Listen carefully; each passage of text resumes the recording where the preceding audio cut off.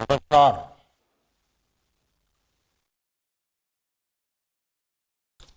आपके सुझावों की इस वर्ष के बजट में बहुत अहम भूमिका रही है। और आपने भी जब बजट देखा होगा तो आप सबके ध्यान में आया होगा कि आपके सुझावों को, आपके विचारों को इसमें समाविष्ट करने का भरसक प्रयास किया गया है। वो काम तो हो गया।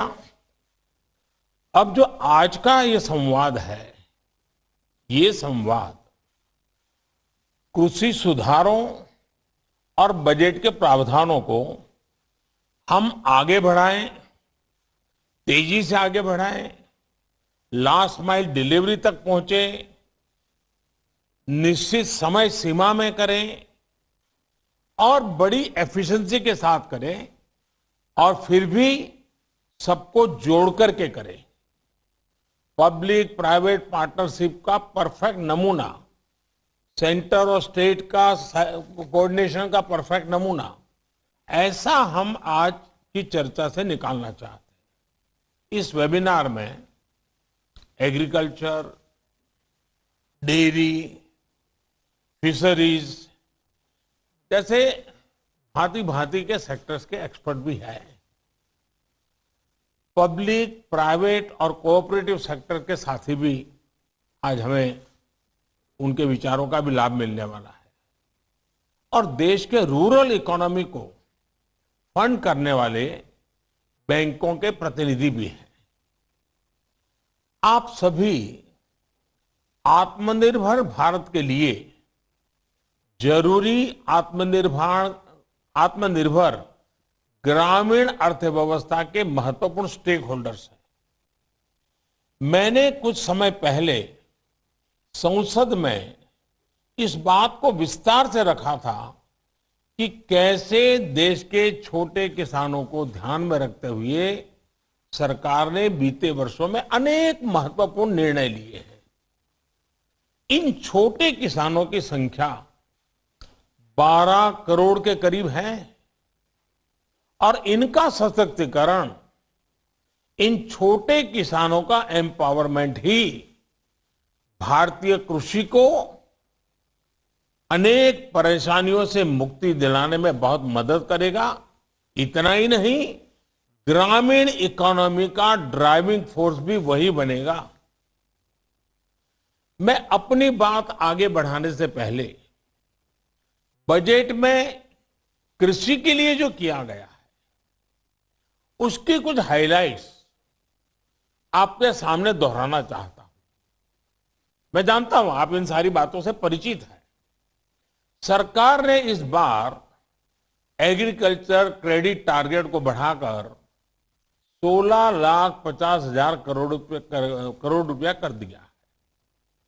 इसमें भी पशुपालन, डेयरी और फिशरीज सेक्टर को प्राथमिकता दी गई है।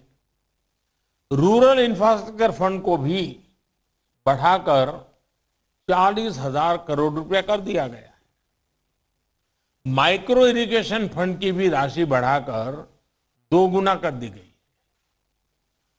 ऑपरेशन ग्रीन स्कीम का दायरा बढ़ाकर अब 22 पेरिसेबल प्रोडक्ट्स तक का उसको कर दिया गया है। देश की 1000 और मंडियों को ई नाम से जोड़ने का फैसला लिया गया है। इन सारे ही निर्णयों में सरकार की सोच झलकती है, सरकार का इरादा महसूस होता है और साथ साथ सरकार के विजन का पता चलता है। और ये सारी बातें आप सबके साथ चर्चा में से उभरी हुई है, जिसको हमने आगे बढ़ाया है। लगातार बढ़ते हुए कृषि उत्पादन के बीच 21वीं सदी में भारत को पोस्ट हार्वेस्ट क्रांति या फिर फूड प्रोसेसिंग क्रांति और वैल्यू एडिशन की आवश्यकता है। देश के लिए बहुत अच्छा होता अगर ये काम 2-3 दशक पहले ही कर लिया गया होगा। अब हमें जो समय बीत गया है उसकी भरपाई तो करनी ही करनी है। आने वाले दिनों के लिए भी अपनी तैयारी और अपनी तेजी को बढ़ाना है।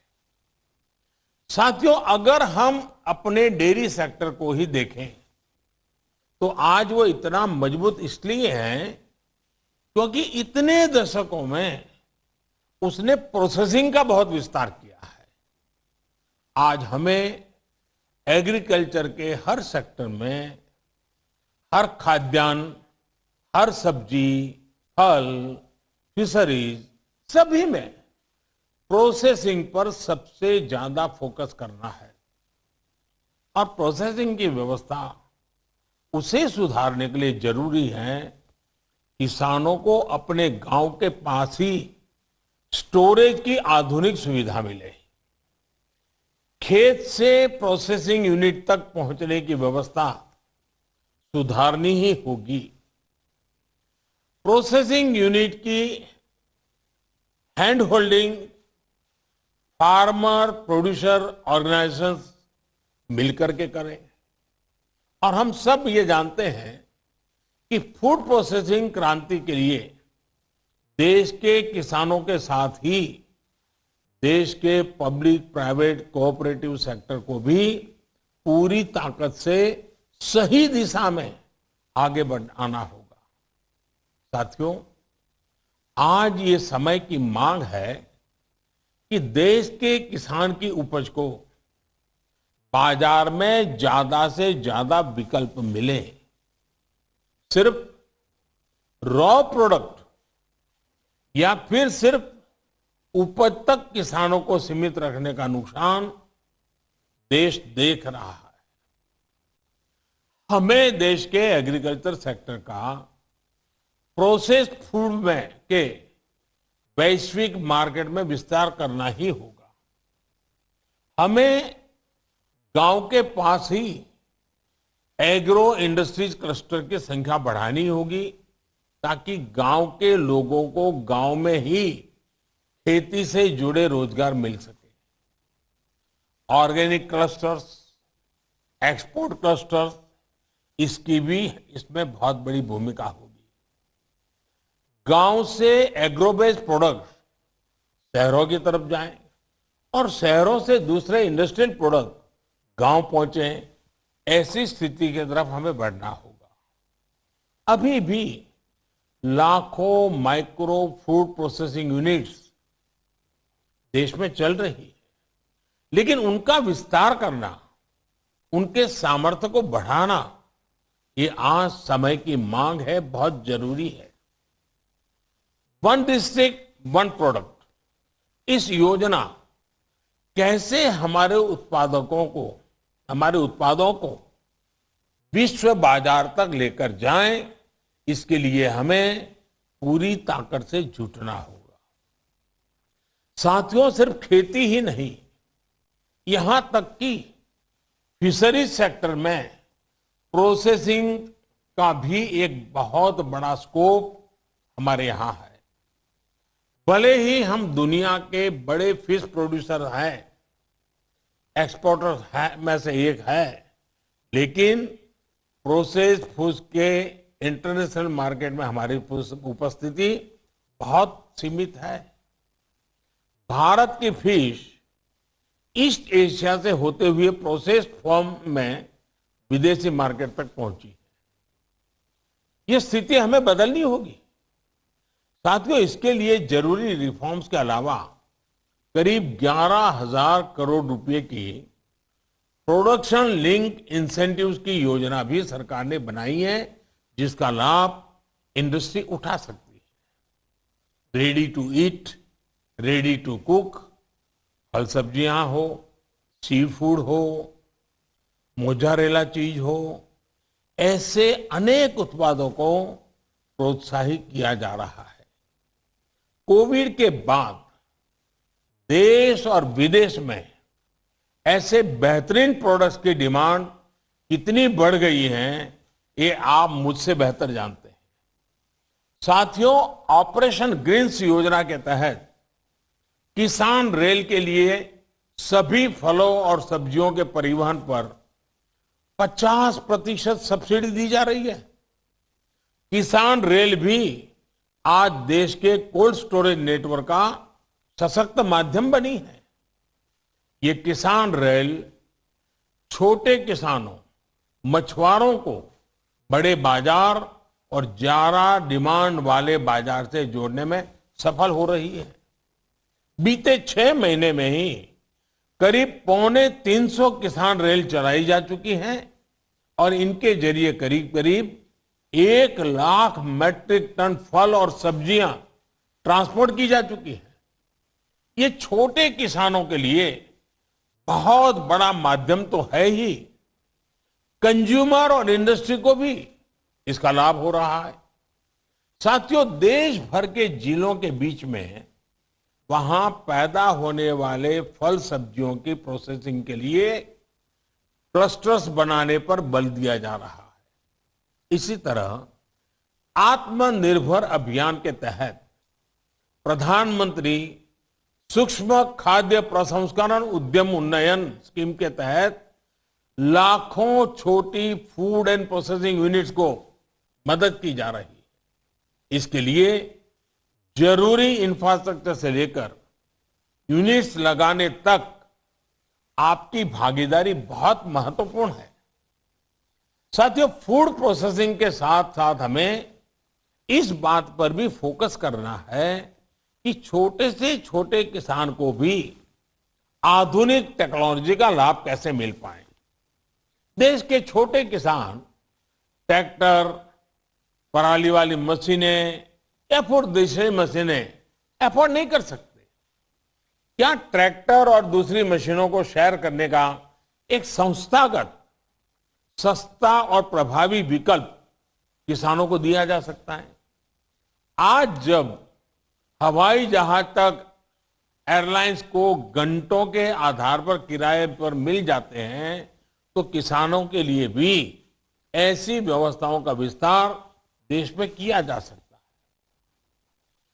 किसान की उपज मंडी तक पहुंचने के लिए ट्रक एग्रीगेटर्स का प्रयोग तो इस कोरोना काल में कुछ हद तक किया भी गया था और लोगों को अच्छा लगा था। इसका विस्तार खेत से मंडी या फैक्ट्रियों तक, खेत से किसान रेल तक, ये कैसे हो सके, इस पर हमें काम करना होगा। खेती से जुड़ा एक और अहम पहलू सॉइल टेस्टिंग का है। बीते वर्षों में केंद्र सरकार द्वारा करोड़ों किसानों को सॉइल हेल्थ कार्ड दिए गए हैं। अब हमें देश में सॉइल हेल्थ कार्ड की टेस्टिंग की सुविधा गांव-गांव तक पहुंचानी है। जैसे ब्लड टेस्टिंग की लैब्स होती हैं, पैथोलॉजी लैब होती हैं, उनका एक नेटवर्क होता है, वैसे ही हमें सॉइल टेस्टिंग के लिए भी करना है। और उसमें प्राइवेट पार्टी बहुत बड़ी मात्रा में जुड़ सकती है। और एक बार सॉइल टेस्टिंग का नेटवर्क बन जाए और किसान को सॉइल टेस्टिंग की आदत हो जाए, उसके अपने खेत की जमीन की सेहत कैसी है, उस जमीन के प्रति उसके अंदर जागरूकता आएगी, तो उसके सारे निर्णयों में बहुत बड़ा बदलाव आएगा। देश के किसान को जितना ज्यादा अपनी मिट्टी की सेहत के बारे में पता रहेगा, उतना ही अच्छे तरीके से वो फसल के उत्पादन पर प्रभाव पैदा करेगा। साथियों, एग्रीकल्चर सेक्टर में R&D को लेकर ज्यादातर योगदान पब्लिक सेक्टर का ही है। अब समय आ गया है कि इसमें प्राइवेट सेक्टर की भागीदारी बढ़े। R&D की जब बात आती है तो सिर्फ बीज तक ही सीमित नहीं, बल्कि मैं एक फसल से जुड़े पूरी साइंटिफिक इकोसिस्टम की बात कर रहा हूं। होलिस्टिक अप्रोच चाहिए, पूरा साइकिल होना चाहिए। हमें अब किसानों को ऐसे विकल्प देने हैं जिसमें वो गेहूं चावल उगाने तक ही सीमित न रहे। ऑर्गेनिक फूड से लेकर सलाद से जुड़ी सब्जियों तक ऐसी अनेक फसलें हैं जो हम आजमा सकते हैं। इसी तरह मैं आपको मिलेट्स के नए मार्केट को भी टैप करने का सुझाव दूंगा। मोटे अनाज के लिए भारत की एक बड़ी जमीन बहुत उपयोगी है। ये कम पानी में भी बेहतरीन उपज देते हैं। मिलेट्स की डिमांड पहले ही दुनिया में बहुत अधिक थी। अब कोरोना के बाद तो ये इम्यूनिटी बूस्टर के रूप में बहुत पॉपुलर हो चुका है। इस तरफ किसानों को प्रोत्साहित करना भी फूड इंडस्ट्री के साथियों की बहुत बड़ी जिम्मेदारी है। साथियों, सीवीड और बी वैक्स, आज हनी का हमारे यहां धीरे धीरे फैला हो रहा है और किसान भी हनी बी की दिशा में काम कर रहे हैं। ऐसे में समुद्री तट पर सीवीड और बाकी क्षेत्रों में हनी बी और फिर बी वैक्स, इसके मार्केट को टैप करना भी समय की जरूरत है। सीवीड की फार्मिंग के लिए देश में बहुत संभावना है, क्योंकि एक बहुत बड़ी कोस्टलाइन हमारे पास है। सीवीड से हमारे मछुआरों को आमदनी का एक बड़ा माध्यम मिलेगा। इसी तरह हम शहद के व्यापार में तो बेहतर कर रहे हैं। हमें बी वैक्स के लेकर भी अपनी भागीदारी और बढ़ानी है। इसमें आपका ज्यादा से ज्यादा कंट्रीब्यूशन कैसे हो सकता है, इस पर भी आज जब दिन भर आप चर्चा करेंगे, विचार विमर्श करेंगे, तो जरूर अच्छी अच्छी बातें उभर करके आएगी। जब प्राइवेट सेक्टर की ये भागीदारी बढ़ेगी तो स्वाभाविक रूप से किसान का भरोसा भी बढ़ेगा। हमारे यहां कॉन्ट्रैक्ट फार्मिंग लंबे समय में से किसी न किसी रूप में की जा रही है। हमारी कोशिश ये होनी चाहिए कि कॉन्ट्रैक्ट फार्मिंग सिर्फ एक व्यापार बनकर ना रहे, बल्कि उस जमीन के प्रति हमारी जिम्मेदारी को भी हम निभाएं। हमें किसानों को ऐसी टेक्नोलॉजी, ऐसे बीज उपलब्ध कराने हैं जो जमीन के लिए भी हेल्दी हो और न्यूट्रिशन की मात्रा भी उनमें अधिक हो। साथियों, देश की खेती में सिंचाई से लेकर बुआई, कटाई और कमाई तक टेक्नोलॉजी का एक संपूर्ण समाधान मिले, इसके लिए हम सबको मिलकर के एकजुट प्रयास कर रहे हैं। हमें एग्रीकल्चर सेक्टर से जुड़े स्टार्टअप्स को बढ़ावा देना होगा, युवाओं को जोड़ना होगा। कोरोना के समय में हमने देखा है कि कैसे अनेकों स्टार्टअप्स ने फलों और सब्जियों को लोगों के घर तक पहुंचाया है। और ये खुशी की बात है कि ज्यादातर स्टार्टअप्स देश के नौजवानों द्वारा ही शुरू किए गए हैं। हमें इन्हें लगातार प्रोत्साहित करते होगा। ये आप सभी साथियों की सक्रिय भागीदारी के बिना संभव नहीं है। किसानों को ऋण, बीज, खाद और बाजार, ये किसान की प्राथमिक जरूरत तो है ही, जो उसे समय पर चाहिए। बीते वर्षों में किसान क्रेडिट कार्ड का दायरा हमने छोटे से छोटे किसानों तक, पशुपालक और मछुआरों तक उसको बढ़ाया है, उसका विस्तार किया है। हमने अभियान चलाकर पिछले एक साल में 1,80,00,000 से ज्यादा किसानों को किसान क्रेडिट कार्ड दिए हैं। क्रेडिट का प्रावधान भी 6-7 साल पहले की तुलना में 2 गुने से ज्यादा किया गया है। ये क्रेडिट किसानों तक समय पर पहुंचे, ये बहुत जरूरी है। इसी तरह ग्रामीण इंफ्रास्ट्रक्चर की फंडिंग में भी आपकी भूमिका अहम है। 1,00,000 करोड़ रुपए के इंफ्रा फंड का इंप्लीमेंटेशन भी उत्साहवर्धक है। इस कदम से खरीद से लेकर स्टोरेज तक की पूरी चेन के आधुनिकीकरण को प्रोत्साहन मिलेगा। इस बजट में तो देश भर के एपीएमसीज को भी इस फंड का लाभ देने का फैसला किया गया है। देश में जो 10,000 एफपीओज बनाने जा रहे हैं, इससे एक बहुत ही सशक्त कोऑपरेटिव की व्यवस्था बन रही है। साथियों, इन संगठित प्रयासों को हम आगे कैसे बढ़ा सकते हैं, इससे जुड़े आपके सुझाव बहुत अहम है। इस क्षेत्र में आपका एक अनुभव है, आपका एक विजन है। सरकार की सोच, सरकार का विजन, सरकार की व्यवस्था, आपकी शक्ति, ये हमें मिला करके देश के कृषि क्षेत्र में बदलाव लाना है। इस संवाद के दौरान आप जो भी सुझाव भारत की कृषि के लिए, भारत की ग्रामीण अर्थव्यवस्था के लिए आपकी तरफ से जो भी विचार आएंगे, उनसे सरकार को बहुत मदद मिलेगी। आपके क्या प्लान है, सरकार और आप सभी साथ मिलकर कैसे चलेंगे, इस पर आप सभी खुले मन से चर्चा करें। आपके मन में जो विचार है जरूर दीजिए।